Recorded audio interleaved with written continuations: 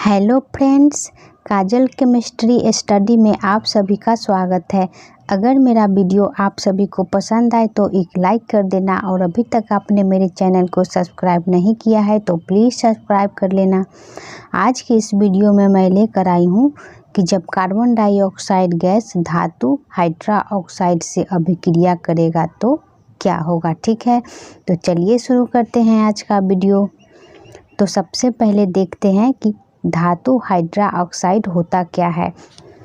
Hydra oxide यानी कि OH को हाइड्रा ऑक्साइड कहा जाता है और धातु हाइड्रा ऑक्साइड तो धातु और OH के संयोग से जो बना यौगिक होता है वो क्या होता है, धातु के हाइड्रा ऑक्साइड होते हैं। जैसे कि उदाहरण के लिए ले लेंगे सोडियम हाइड्रा ऑक्साइड NaOH।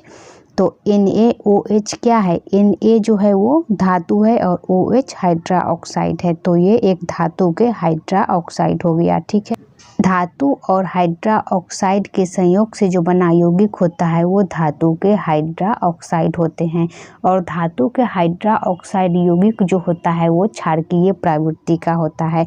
हमें यहाँ क्या पढ़ना है कि जब कार्बन डाइऑक्साइड गैस धातु के हाइड्रा ऑक्साइड से अभिक्रिया करेगा तो क्या होगा। तो हमने अभी अभी बताया कि धातु के हाइड्रा ऑक्साइड जो होगा वो क्षारकीय प्रवृत्ति का होगा और कार्बन डाइऑक्साइड गैस जो होता है वो अम्लीय प्रवृत्ति का होता है। तो हम सभी जानते हैं कि क्षार और अम्ल जब एक दूसरे से अभिक्रिया करते हैं तो अम्ल का निर्माण होता है, तो यहाँ भी ऐसा ही होगा। कार्बन डाइऑक्साइड एक अम्लीय ऑक्साइड है, अतः यह गैस धातु हाइड्रा ऑक्साइडों से अभिक्रिया करके उसके अनुरूप कार्बोनेट लवण बनाएगा और जल बनाएगा। तो हमने यहाँ पर एक उदाहरण लिया सोडियम हाइड्रा ऑक्साइड जो कि एक धात्विक हाइड्रा ऑक्साइड है। ठीक है, धातु के हाइड्रा ऑक्साइड है और कार्बन डाइऑक्साइड, ये दोनों अभिक्रिया करेंगे तो एक लवण बनेगा क्या, सोडियम कार्बोनेट और बनेगा जल। तो अम्ल और क्षार जब एक दूसरे से अभिक्रिया करेंगे तो जो जो यौगिक बना वो लवण होगा, सोडियम कार्बोनेट। हमने दो उदाहरण और लिया है इसका। एक है कैल्शियम हाइड्रा ऑक्साइड, ये भी धातु के हाइड्रा ऑक्साइड है और ये जब कार्बन डाइऑक्साइड से अभिक्रिया करेगा तो यहाँ भी बनेगा कैल्शियम कार्बोनेट, जो बना वो लवण होगा और जल बनेगा। और एक उदाहरण है मैग्नीशियम हाइड्रा ऑक्साइड, ये भी धातु के हाइड्रा ऑक्साइड है और ये जब कार्बन डाइऑक्साइड से अभिक्रिया करेगा तो MgCO3 यानी कि मैग्नीशियम कार्बोनेट जो बना वो भी एक लवण होगा और जल बनेगा। जैसा कि अभी अभी हमने बताया कि अम्ल और क्षार जब एक दूसरे से अभिक्रिया करेंगे तो लवण बनेगा और जल बनेगा। यहाँ पर लवण जो बना है सोडियम कार्बोनेट, कैल्शियम कार्बोनेट, ये सब क्या है, अभिक्रिया के बाद बना। ठीक है, ये जो लवण बना है ये अभिक्रिया के बाद लवण बना है।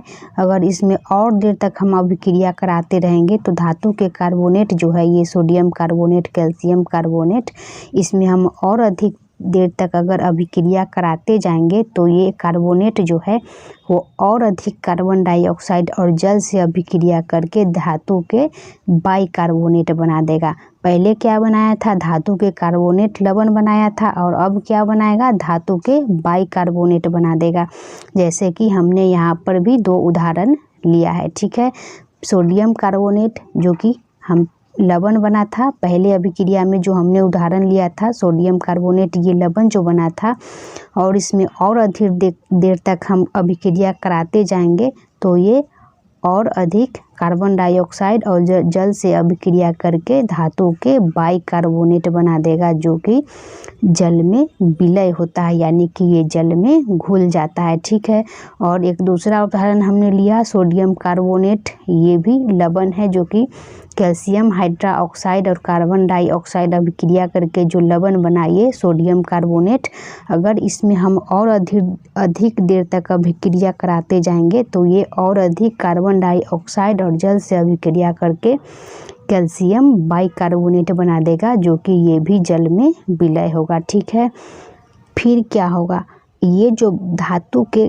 बाइकार्बोनेट बना इसको जब हम गर्म करेंगे और अधिक गर्म करेंगे तो ये अभिक्रिया उत्क्रमित हो जाती है और ये धातु बाइकार्बोनेट जो है वो अपघटित होकर के पुनः धातु कार्बोनेट बना देता है।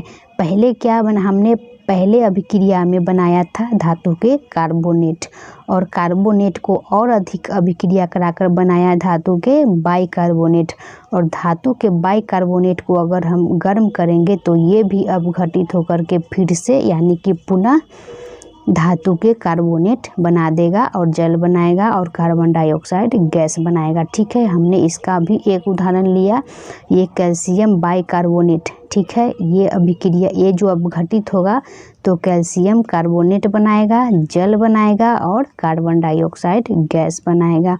कैल्शियम और मैग्नीशियम जैसी धातुओं के बाइकार्बोनेट जब जल में घुलते हैं तो ये जल को कठोर बना देते हैं, इसे जल की अस्थायी कठोरता कहा जाता है। ठीक है, कैल्शियम और मैग्नीशियम जैसी धातु के बाइकार्बोनेट जब जल में घुलते हैं तो ये जल को कठोर बना देते हैं, इसे जल की अस्थायी कठोरता कहा जाता है, क्योंकि ये सरलता से जल को उबालकर दूर किया जा सकता है।